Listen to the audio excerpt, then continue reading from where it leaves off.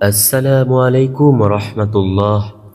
ইসমে আজম এমন একটি আমল যে আমলের মাধ্যমে আল্লাহ তাআলাকে অনেক কাছে পাওয়া যায়। নবীজি সাল্লাল্লাহু আলাইহি ওয়াসাল্লাম বলেন, ইসমে আজমের দ্বারা দোয়া করলে আল্লাহ রব্বুল আলামিন সেই দোয়া খালি হাতেই ফিরান না।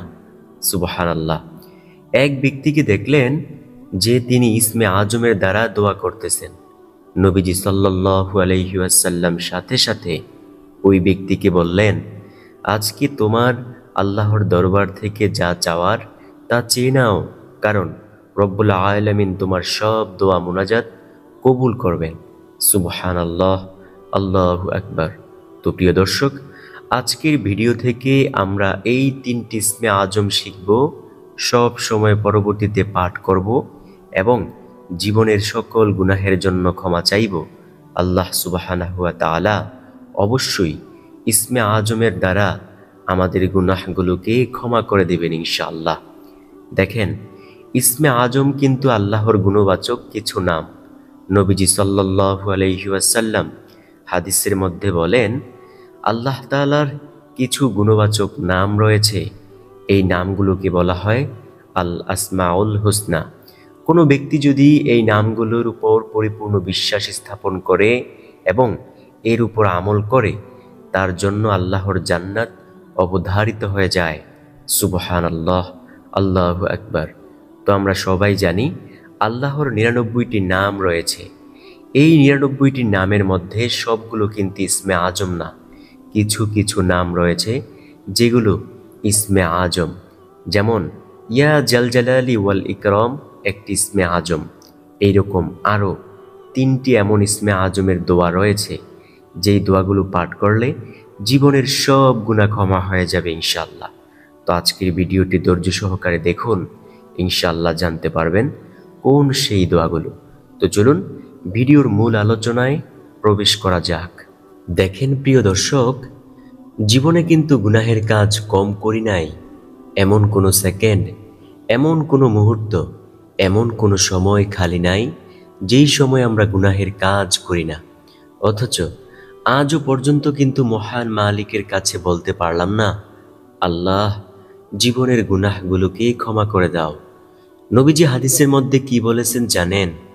নবীজি সাল্লাল্লাহু আলাইহি ওয়াসাল্লাম হাদিসের মধ্যে বলেন, উম্মতেরা শোনো, ২ ফোঁটা চোখের পানি ফালাইয়া যদি মহান মালিকের কাছে গুনাহের জন্য ক্ষমা চাইতে পারো, আল্লাহ তোমার গুনাহগুলো সাথে সাথেই ক্ষমা করে দিবেন।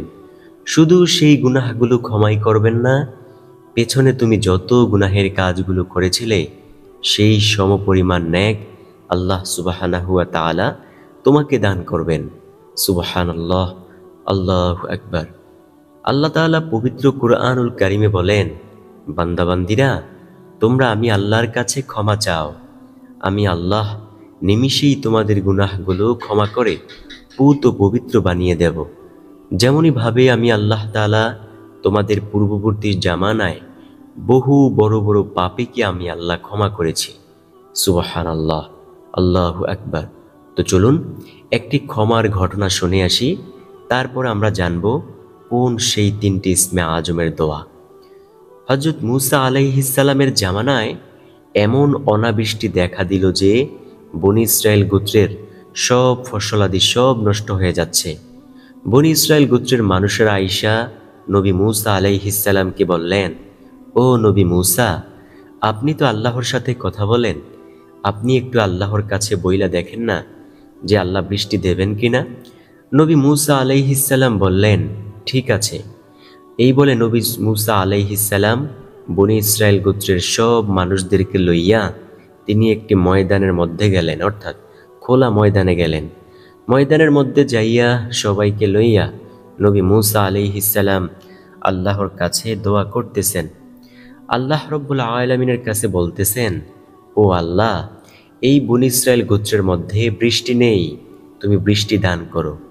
আল্লাহ রব্বুল আলামিন নবী মূসা আলাইহিস সালামকে বললেন, ও নবী মূসা, তোমরা যদি কোটি কোটি বছর পর্যন্ত থাইকা দোয়া করো, তারপরেও আমি আল্লাহ তোমাদের দোয়া কবুল করব না।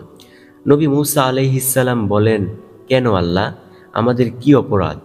আল্লাহ তাআলা বলেন, ও নবী মূসা শোনো, তোমাদের কোনো অপরাধ নাই, তবে তোমাদের এই মজলিসের মধ্যে একজন 40 বছরের জিনাকার নাফরমান রয়েছে।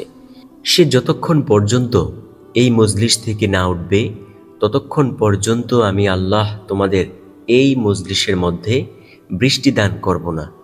নবী মূসা আলাইহিস সালাম মেজাজটা খারাপ করিয়া এই জিনাকারকে ডাক দিলেন, কে আছো এমন 40 বছরের নাফরমান জিনাকার, এই ময়দান থেকে ভেগে যাও, তোমার কারণে আমাদের দোয়া আল্লাহ রাব্বুল আলামিন কবুল করতেছেন না।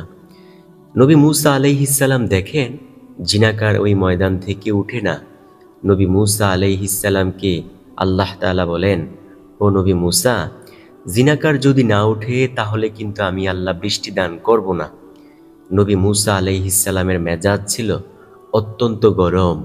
নবী মূসা আলাইহিস সালাম চিৎকার মারিয়া বললেন, ওই জিনাকার, তাড়াতাড়ি উঠিয়া ভেগে যাও, যদি তুমি না উঠো আমি আল্লাহর দরবার থেকে তোমার নাম আইনা তারপর সবার সামনে তোমাকে উঠাইয়া বেইজ্জতি করব, লাঞ্ছিত করব এবং তোমার শাস্তির ব্যবস্থা করব। একটা কথা বলি, কোন দিন আমি কোন অন্যায় কাজ করেছি এটা কিন্তু আমি ভালো করেই জানি। ওই জিনাকার যখন এই কথা শুনল, সাথে সাথে সে মনে মনে ভয় পেয়ে গেল। সে মনে মনে ভাবতে লাগলো, যদি আমি এখন বইসা থাকি, যদি মূসা আলাইহিস সালাম আল্লাহর দরবার থেকে নামাই না আমাকে উঠিয়ে দেয়, আমি তো সবার সামনে বেইজ্জতি হব। অথবা যদি আমি এইখানে যদি বসেই থাকি, যদি লোকেরা যদি আমাকে চিনতে পারে তাহলে কি হবে? কিছুক্ষণ পর তো আমাকে ধরেই ফেলবে। এর চেয়ে ভালো আমি একটু তাওবা করি। ওই লোক দুইটা চক্ষু নিচে দিয়া মহান মালিকের কাছে কান্না শুরু করলো। কান্না করে বলতে লাগলো, ও দয়ার মালিক, দীর্ঘ 40টা বছর ধরে আমি এমন মারাত্মক গুনাহের কাজ করে আসছি, আজও পর্যন্ত তুমি আমার গুনাহগুলোকে লোক সম্মুখে প্রকাশ করো নাই। আজকে কেন তুমি রাগ করলা আল্লাহ? যাও, তোমার সাথে কথা দিলাম আর জীবনেও আমি এই গুনাহের কাজ করব না। আজকের মতো তুমি আমাকে মূসা আলাইহিস সালামের এই মজমা থেকে বাঁচিয়ে দাও।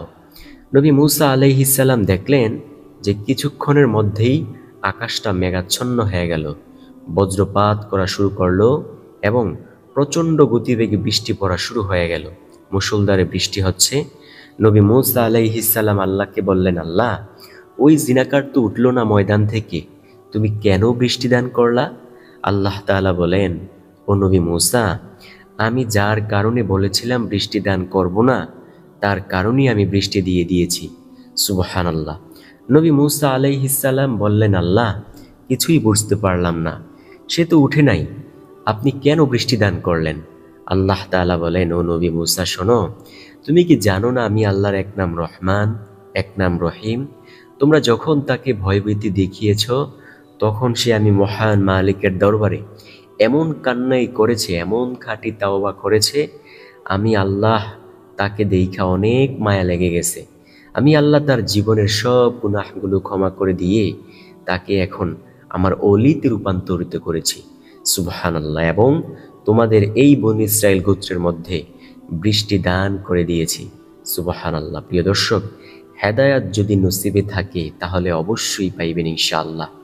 প্রতিটা মানুষ কিন্তু হেদায়াত পায়। এই যে কত মানুষ বলে না যে এই লোকটা খারাপ, দেখবেন একদিন হলেও, কিছুদিনের জন্য হলেও এই লোকটা কয়েকদিন নামাজ পড়া শুরু করে, কিন্তু আবার কিছুদিন পর সেই শয়তানের ধোকায় পড়ে আবার সেই হয়ে যায়। এর কারণ কি জানেন? এর কারণ হলো আল্লাহ তাআলার রহমত কিছুদিন পর্যন্ত তার উপর থাকে। যখন সে হেদায়াত আর ধরে রাখতে পারে না তখন রহমত তার উপর থেকে চইলা যায়। যখন হাসরের ময়দানে আল্লাহ তাআলার বিরুদ্ধে তারা অভিযোগ দায়ের করবে, আল্লাহ, আপনি তো আমাদেরকে হেদায়াত দান করেন নাই, তখন আল্লাহ ভিডিও ফুটেজ সহকারে দেখাইবেন, দেখো এই যে তুমি অমুক সময় নামাজ পড়া শুরু করেছিলে, ভালো কাজ করা শুরু করেছিলে, কিন্তু তুমি শয়তানের ধোকায় পড়িয়া, বন্ধু বান্ধবের এই প্ররোচনায় পড়িয়া তুমি আর সেই হিদায়াতকে ধরে রাখতে পারো নাই। তখন সে চুপ হয়ে যাবে। প্রিয় দর্শক, এই পৃথিবীর প্রতিটা মুসলমানকে আল্লাহ হেদায়াত দান করেন। কেউ ধরে রাখতে পারে, কেউ ধরে রাখতে পারে না। তবে এটা কি আল্লাহ তাআলার দোষ?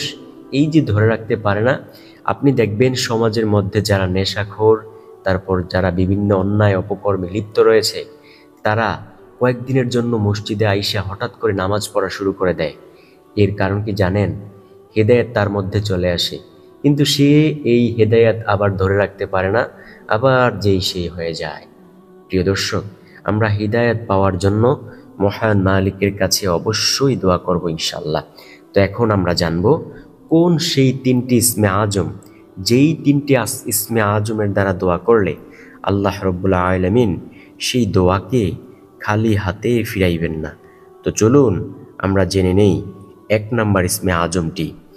এক নাম্বার যে ইসমে আজম, সেই ইসমে আজমটি হলো আল্লাহুম্মা ইন্নী আসআলুকা বিআন্না লাকাল হামদু লা ইলাহা ইল্লা আনতা ওয়াহদাকা লা শারিকা লাকাল মান্নান ইয়া বাদিআস সামাওয়াতি ওয়াল আরদ ইয়া জাল জালালি ওয়াল ইকরাম ইয়া হাইয়্যু ইয়া কাইয়্যুম। সুনানে আত-তিরমিজি শরীফের হাদিস। প্রিয় দর্শক, এই এক নাম্বার ইসমে আজম আবার বলে দেই।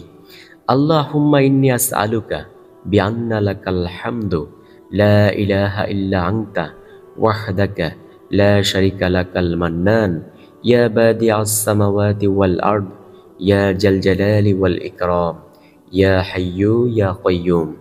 এটা কিন্তু সুনানে আত-তিরমিজি শরীফের হাদিস, হাদিস নং 3544। এই ইসমে আজমের দ্বারা যদি আপনি দোয়া করেন, আল্লাহ আপনার দোয়াকে খালি হাতে ফিরাইবেন না। যদি বলেন আল্লাহ জীবনের সব গুনাহ ক্ষমা করে দাও, অবশ্যই আল্লাহ জীবনের সব গুনাহ ক্ষমা করে দিবেন। যদি বলেন আল্লাহ দুনিয়া ও আখিরাতের কল্যাণ দান করো, আল্লাহ অবশ্যই দুনিয়া ও আখিরাতের কল্যাণ দান করবেন ইনশাআল্লাহ। অর্থাৎ আপনি যা চাইবেন আল্লাহ আপনাকে তাই দান করবেন। ইসমে আজমের কিন্তু এটাই গুণ। নবীজি সাল্লাল্লাহু আলাইহি ওয়াসাল্লাম দেখলেন এক ব্যক্তি ইসমে আজমের দ্বারা দোয়া করতেছেন। নবীজি সাল্লাল্লাহু আলাইহি ওয়াসাল্লাম সাথে সাথে বললেন, আজকে তোমার আল্লাহর দরবার থেকে যা চাওয়ার তা চেয়ে নাও, কারণ আল্লাহ সুবহানাহু ওয়া তাআলা তোমার সব দোয়া মুনাজাত কবুল করে নেবেন। সুবহানাল্লাহ, আল্লাহু আকবার। কারণ তুমি যেই ইসমে আজমের দ্বারা দোয়া করেছ, সেই ইসমে আজমের দ্বারা দোয়া করলে কারো দোয়াই আল্লাহ বিফলে নেন না। সুবহানাল্লাহ, আল্লাহু আকবার।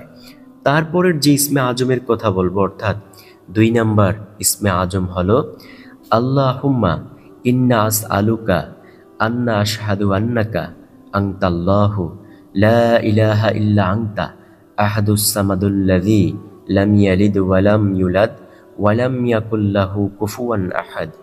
সুনানে আবু দাউদ শরীফের হাদিস, হাদিস নং 1493। আমি আবার বলছি, আল্লাহুম্মা ইন্না আসআলুকা আন্না আশহাদু আন্নাকা আনতাল্লাহু লা ইলাহা ইল্লা আনতা আহাদুস সামাদুল্লাযী লাম ইয়ালিদ ওয়া লাম ইউলাদ ওয়া লাম ইয়াকুল লাহু কুফুয়ান আহাদ। সুনানে আবু দাউদ শরীফের হাদিস। প্রিয় দর্শক, দেখতে পেরেছেন কত সুন্দর দোয়াগুলো, তাই না? একটা বিষয় হলো, আমি কিন্তু এই দোয়াগুলো কিন্তু স্ক্রিনে দিয়ে দিচ্ছি, আপনি কিন্তু এইখান থেকে কিন্তু অবশ্যই শিখে নেবেন ইনশাআল্লাহ। আপনার উপকার হবে, আমার উপকার হবে, আপনার উপকার হবে ইনশাআল্লাহ। কারণ ইসমে আজমের দ্বারা দোয়া করলে আল্লাহ দোয়াকে খালি হাতে ফিরাইবেন না।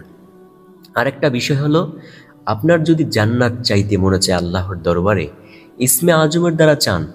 ইসমে আজম পাঠ কইরা আল্লাহর দরবারে বলেন, আল্লাহ আমাকে এই ইসমে আজমের উসিলায় জান্নাত দান করো। যখন কোনো ব্যক্তি আল্লাহর কাছে 3 বার জান্নাত চায়, তখন জান্নাত কি বলে জানেন? জান্নাত বলতে থাকে, আল্লাহ তোমার এই বান্দাবান্দিটাকে জান্নাত দান করে দাও। সুবহানাল্লাহ, আল্লাহু আকবার। আচ্ছা, আপনার টাকা পয়সার অভাব, অনেক ঋণে জর্জরিত আছেন, তাহলে ইসমে আজমের দ্বারা চান, আল্লাহ রব্বুল আলামিন আপনার ঋণ পরিশোধের ব্যবস্থা করে দেবেন ইনশাআল্লাহ। এছাড়াও দুনিয়াতে একজন নেককার স্ত্রী প্রয়োজন, ইসমে আজমের দ্বারা চান, ইনশাআল্লাহ আল্লাহ আপনাকে নেককার স্ত্রী দান করবেন ইনশাআল্লাহ। অথবা আপনার স্ত্রীকে নেককার বানানো প্রয়োজন, ইসমে আজমের দ্বারা দোয়া করুন, আল্লাহ আপনার স্ত্রীকে নেককার বানিয়ে দেবেন ইনশাআল্লাহ, ইনশাআল্লাহ। সর্বশেষ নাম্বার যে ইসমে আজমের কথা বলবো, সেটাও আপনাদেরকে বলছি। সেই কথা বলার আগে একটা কথা একটু আপনাদেরকে শুনিয়ে দেই। দেখেন, আল্লাহর কিন্তু বান্দাবান্দির প্রতি অনেক বেশি মায়া। এই যে আল্লাহ তাআলার বান্দাবান্দির প্রতি অনেক বেশি মায়া, এটা কি শুধু মুসলমানদের প্রতি না, বরং বেঈমানদের প্রতিও আল্লাহর মায়া আছে। যদি আল্লাহ রাব্বুল আলামিনের মায়া যদি না থাকতো, তাহলে কিন্তু বেঈমানদেরকে আল্লাহ তাআলা পৃথিবীতে বাঁচাইতেন না।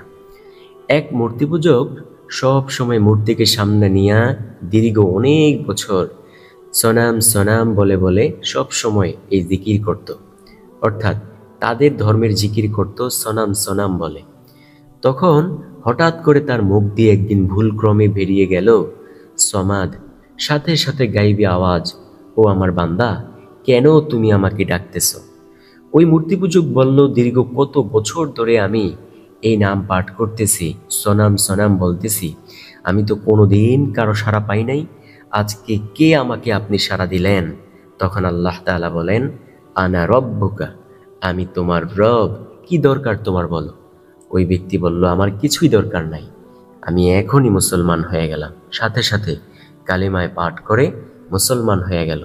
দেখেন, একজন বিধর্মীর প্রতিও আল্লাহ তাআলার কত ভালোবাসা, কারণ তারাও তো আল্লাহ তাআলার বান্দাবান্দি। তো আমাদের প্রতি আল্লাহর ভালোবাসা কেমন হবে বুঝতে পেরেছেন প্রিয় দর্শক। সর্বশেষ নাম্বার যেই ইসমে আজমের কথা বলবো, ওই ইসমে আজমটিও দামি একটি ইসমে আজম। সেটা হলো আল্লাহুম্মা লা ইলাহা ইল্লা আনতা মান্নানু বাদিউস সামাওয়াতি ওয়াল আরদি ইয়া জাল জালালি ওয়াল ইকরাম। সুনানে নাসাই শরীফের হাদিস, 1300 নং হাদিস। ইনশাআল্লাহ এই তিনটি ইসমে আজমের দ্বারা আমরা অবশ্যই দোয়া করব, আল্লাহ রাব্বুল আলামিন আমাদের জীবনের সব গুনাহগুলো ক্ষমা করে দেবেন ইনশাআল্লাহ। কারণ আল্লাহর কাছে যে যা চায়